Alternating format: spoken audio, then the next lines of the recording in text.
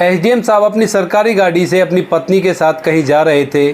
तभी रास्ते में रोड के किनारे उन्हें एक सब्जी का ठेला लगा हुआ दिखाई देता है, जिस ठेले को एक महिला चला रही थी। जैसे एसडीएम साहब उस महिला को देखते हैं तो अपनी गाड़ी रुकवाते हैं, गाड़ी से उतरते हैं और ठेले की तरफ चलने लगते हैं।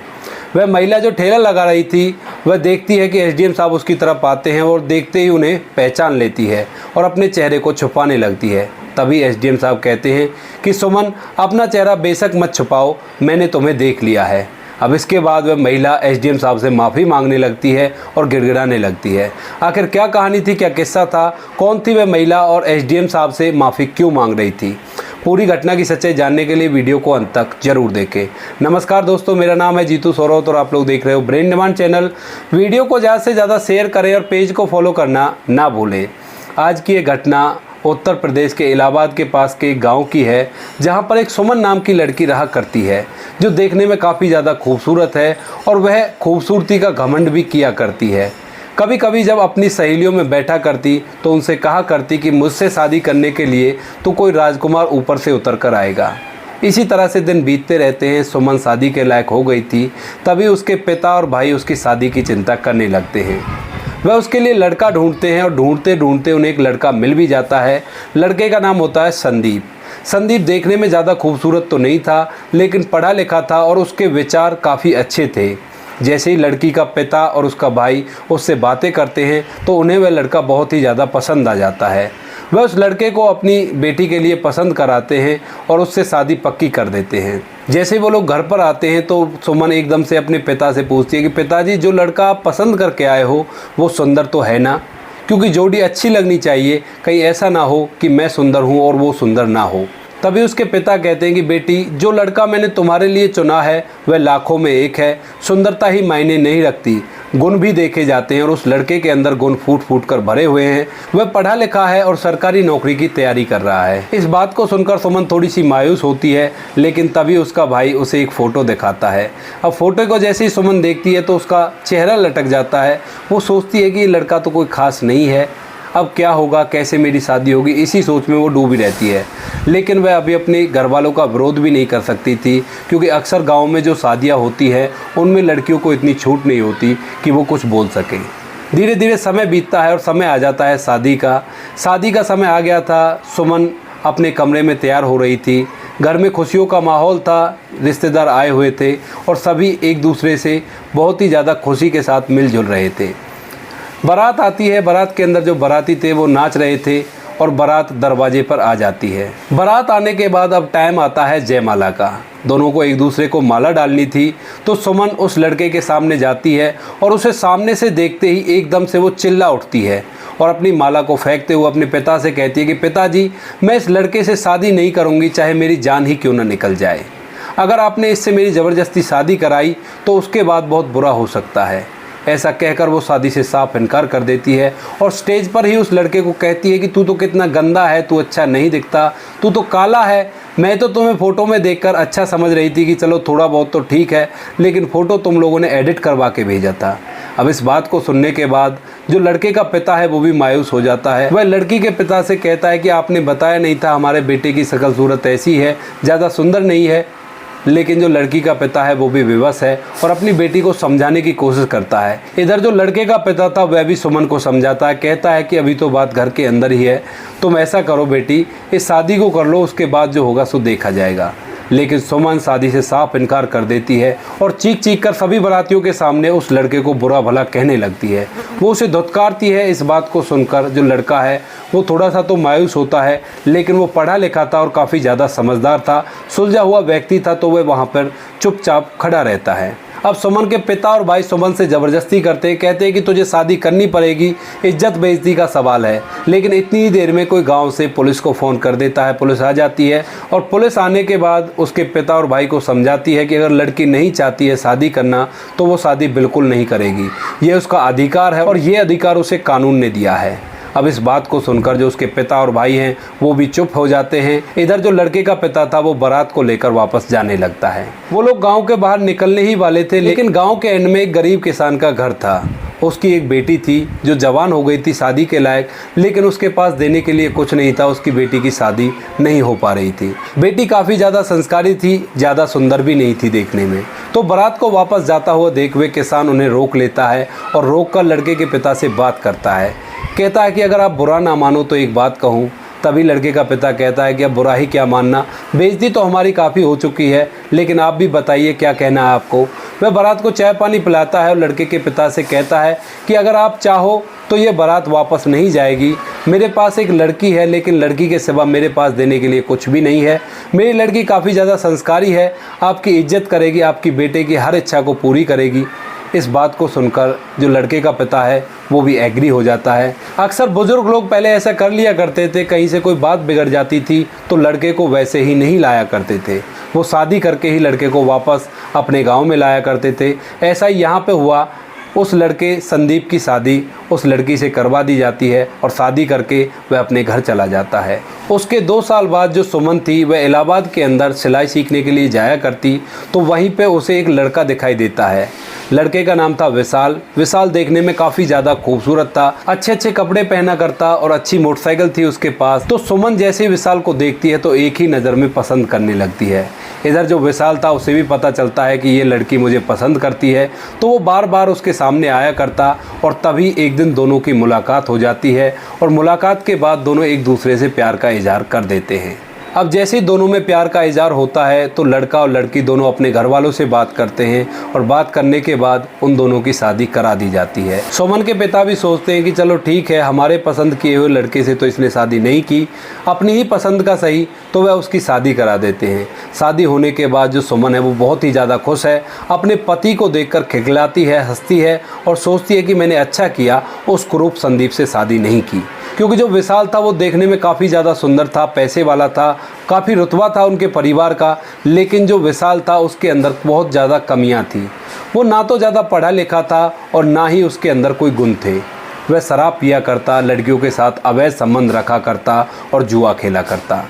धीरे धीरे समय बीतता है, सुमन बड़ी खुश है। वो सोच रही है कि अच्छा हुआ मैंने उससे शादी नहीं की, ये लड़का तो बहुत अच्छा है, बहुत अच्छा परिवार है, अमीर लोग हैं, वो तो इतने पैसे वाला भी नहीं था। ऐसे ही करके 6 महीने बीत जाते हैं और 6 महीने बाद भी सुमन अपने पति की हरकतों से अनजान है। धीरे धीरे और समय बीतता है, 1 साल हो जाता है, सुमन को एक बच्चा हो जाता है। लेकिन अब धीरे धीरे सुमन को पता चलने लगा था कि जो विशाल है वो शराब पिया करता है। अब सुमन विशाल से लड़ाई करती, लेकिन विशाल उसे फटकार कर मारा करता और उससे कहता कि अगर तू फालतू बोली तो तुझ में पिटाई लगा दूंगा। अब सुमन को बहुत बड़ा झटका लगता है। वो सोचती है कि मैंने अपनी मर्जी से शादी की और ये तो ऐसा निकल आया। मैं सुंदर थी और ये भी सुंदर था। मैं सोच रही थी कि ये मेरी सुंदरता की कदर करेगा, लेकिन ये तो मेरी तरफ देखता भी नहीं है, ये तो और लड़कियों के साथ नाजायज़ संबंधों में बना हुआ है। धीरे धीरे करके और समय बीतता है, सुमन को एक और बच्चा होता है। इधर जो उसका पति विशाल था वह कुछ कमाता तो था ही नहीं। धीरे धीरे वो अपनी प्रॉपर्टी को बेचने लगता है शराब के चक्कर में। अब इस बात को जैसे ही सुमन देखती है तो उसे बहुत बुरा लगता है, लेकिन अब वो कहे भी तो किससे कहे, क्योंकि उसने अपनी मर्जी से शादी की थी। जब वह विशाल से कुछ कहती तो विशाल उसको धमकाया करता और पिटाई भी लगा दिया करता। इसी तरह से और समय बीतता है। विशाल अब घर में लड़ाई रहने के कारण और भी ज़्यादा शराब पीने लगता है, और भी ज़्यादा जुआ खेलने लगता है और लड़कियों के साथ घूमने लगता है। अब इन सब चीज़ों के लिए पैसे चाहिए और विशाल कमाता धमाता कुछ भी नहीं था, तो वह अपनी सारी प्रॉपर्टी को धीरे धीरे करके बेच देता है। अब इसके बाद जो सुमन है वो काफ़ी ज़्यादा परेशान है, वो किसी से कह भी नहीं सकती और उसका पति इस तरह से कर रहा है। जिस अमीरी के पीछे वो घमंड किया करती और सोचा करती कि मैंने अच्छा किया है, वो अमीरी अब उनकी ख़त्म होने लगी थी। अब विशाल को पैसे चाहिए थे और प्रॉपर्टी वो पहले ही बेच चुका था, तो अब विशाल सुमन के गहनों को छीनने लगता है उससे। जैसे ही सुमन देने से मना किया करती तो उस पर पिटाई लगाया करता और धीरे धीरे करके एक एक करके वो उसके सारे जेवरों को बाज़ार में जाकर बेच देता है और उन सभी की शराब पी जाया करता है। धीरे धीरे दिन यहाँ तक आ गए थे कि सुमन के पास अब खाने के लिए भी कुछ भी नहीं था। उसके बच्चे भूखे मरने लगे और वो खुद भूखे मरने की कंडीशन में हो गई। अब वह अपने घर वालों से भी नहीं कह सकती थी और तभी उसे पता चलता है कि जिस लड़के को उसने रिजेक्ट किया था वो एसडीएम बन चुका है, क्योंकि उसी गांव में उसकी शादी हुई थी। और जैसे ही वो एसडीएम बनता है तो बेइज्जती को कम करने के लिए यह खबर उस गांव में भी आ गई थी और सभी को बताया गया था कि जिस लड़के की बारात इसने वापस भेजी थी वो एसडीएम बन गया है। अब इस बात को जैसे ही उसके भैया और पिता बताते हैं सुमन को, तो सुमन की हालत ख़राब हो जाती है और वो मन ही मन पछताने लगती है कि मैंने बहुत गलत किया, माँ बाप ने जो मेरे लिए चुना था वही अच्छा था। लेकिन अब वो करे भी तो क्या करे, क्योंकि फ़ैसला उसका था। धीरे धीरे कुछ समय और बीतता है और अब सुमन की हालत काफ़ी ज़्यादा ख़राब हो गई थी। घर में अनाज तक नहीं था रोटियां बनाने के लिए। अब सुमन एक फ़ैसला करती है, वो सोचती है कि भूखे मरने से तो अच्छा है कुछ ना कुछ काम किया जाए। सुमन इलाहाबाद के अंदर एक सब्ज़ी का ठेला लगाने लगती है। वो अपने बच्चों को अपने साथ रखा करती और सब्ज़ी के ठेले से जो भी आमदनी हुआ करती उन पैसों से शाम को वो खाना खाया करते। धीरे धीरे इसी तरह से समय बीतता है। तभी एक दिन संदीप, जो कि एसडीएम बन चुका था, वो अपनी सरकारी गाड़ी से कहीं जा रहा था अपनी पत्नी के साथ। तभी रास्ते में इलाहाबाद के एक मोड़ पर उसे सुमन का ठेला दिखाई देता है। तभी वह अपने ड्राइवर से कहता है कि ड्राइवर गाड़ी रोको। ड्राइवर गाड़ी रोकता है। जो संदीप है वो गाड़ी से उतरता है और सुमन के ठेले की तरफ चलने लगता है। सुमन जैसे ही संदीप को आते हुए देखती है तो वह एकदम से अपना चेहरा छुपाने लगती है, लेकिन संदीप तभी कहता है कि सुमन चेहरा मत छुपाओ, इसका कोई फ़ायदा नहीं है, मैंने तुम्हें देख लिया है। अब इसके बाद जो संदीप है वो वहाँ पर पहुँचता है और जाकर सुमन की तरफ देखने लगता है। सुमन, जो कि पश्चाताप के आंसुओं से उसकी आंखें भर चुकी थी, वो एकदम से हाथ जोड़कर संदीप से माफ़ी मांगती है। कहती है कि अगर हो सके तो मुझे माफ़ कर देना, मुझसे बहुत बड़ी गलती हो गई। उसके बाद संदीप कहता है कि चलो कोई बात नहीं, ये तो ज़िंदगी है, तुम्हें जैसा उस टाइम पर लगा तुमने वैसा किया, क्योंकि संदीप काफ़ी ज़्यादा सुलझा हुआ इंसान था। अब इसके बाद संदीप उससे पूछने लगता है कि तुम्हारी ऐसी कंडीशन क्यों हुई कि तुम्हें सब्जियाँ बेचनी पड़ी? मैंने तो सुना था जिस लड़के से तुमने शादी की है वो काफ़ी ज़्यादा खूबसूरत है, काफ़ी ज़्यादा पैसे वाला है और तुम्हें वो पसंद भी था। आखिर ऐसा क्या हुआ जो तुम यहाँ पर सब्जी बेच रही हो? तभी सुमन संदीप को बताती है कि जिस लड़के को मैंने पसंद किया था वो देखने में तो काफ़ी ज़्यादा सुंदर था, लेकिन उसके अंदर एक भी गुण नहीं था। वह रोज़ शराब पिया करता, जुआ खेला करता, लड़कियों के साथ अवैध संबंध रखा करता और जितनी भी जायदाद उसकी थी वो सारी के सारी उसने शराब पीने में और जुआ खेलने में उड़ा दी। और उसके बाद मेरे जेवर जो शादी पर मुझे गाँव से मिले थे वो मेरे से छीन कर ले गया और उनकी भी शराब पी गया। हमारे दिन ऐसे आ गए थे कि हमें खाना खाने के लिए भी हमारे घर में कोई अनाज बाकी नहीं बचा था, तो मैंने मजबूरी में ये ठेला लगाया ताकि मैं अपने बच्चों को पाल सकूं। वो धरी ठेले के पास ही उसके दोनों बच्चे बैठे हुए थे। वो अपने बच्चों को साथ लेकर उस ठेले को चला रही थी। अब जैसे ही संदीप इन सभी चीज़ों को देखता है तो उसका गुस्सा शांत होता है और उसको उस पर तरस आने लगता है। अब उसके बाद वह वहाँ से जाने लगता है, लेकिन खिड़की तक जाकर एकदम से वापस आता है और कहता है कि सुमन, अगर तुम्हें कैसी भी कोई मदद चाहिए तो तुम कभी भी बेझिझक होकर मुझे बता सकती हो। तभी जो सुमन है वो कहती है कि कोई बात नहीं संदीप, मेरे लिए ज़रूरी है कि जो मैंने किया है उसकी सज़ा मुझे मिलनी चाहिए। मैंने तुमसे बहुत बुरा भला कहा, इसके लिए हो सके तो तुम मुझे माफ़ कर देना, तुम्हारी यही मदद काफ़ी है। ऐसा कहकर सुमन अपना मायूस सा चेहरा दूसरी तरफ फेर लेती है और उसकी आंखों से आंसू निकलने लगते हैं। संदीप अपनी गाड़ी में आकर बैठता है। उसकी पत्नी कहती है कि ये तो सुमन है ना? तो वो कहता है कि हाँ, ये वही सुमन है। तभी दोनों के बीच में और बातें होती हैं कि इसने तो ठेला लगा रखा है, ऐसा क्या हुआ? तो उसके बाद जो संदीप है वो अपनी पत्नी को बताता है कि इसका पति शराब पिया करता है, जुआ खेला करता है, लड़कियों के साथ अवैध संबंध रखता है। अब इसके बाद एसडीएम साहब अपनी पत्नी के साथ वहाँ से चले जाते हैं। तो दोस्तों, ये थी कहानी जहाँ पर एक लड़की को अपनी खूबसूरती का घमंड था और इसी घमंड के कारण उसने एक लड़के की बारात अपने दरवाजे से वापस भेज दी थी। उसे क्रूप कहा, भरा बुरा कहा और इसके बाद वह लड़का एसडीएम बन गया और एसडीएम बनने के बाद उसने उसे हेल्प के लिए पूछा। आपको कहानी जैसी भी लगी हो कमेंट सेक्शन में बता देना। बाकी दोस्तों, वीडियो चली तो वीडियो को लाइक और शेयर जरूर करें।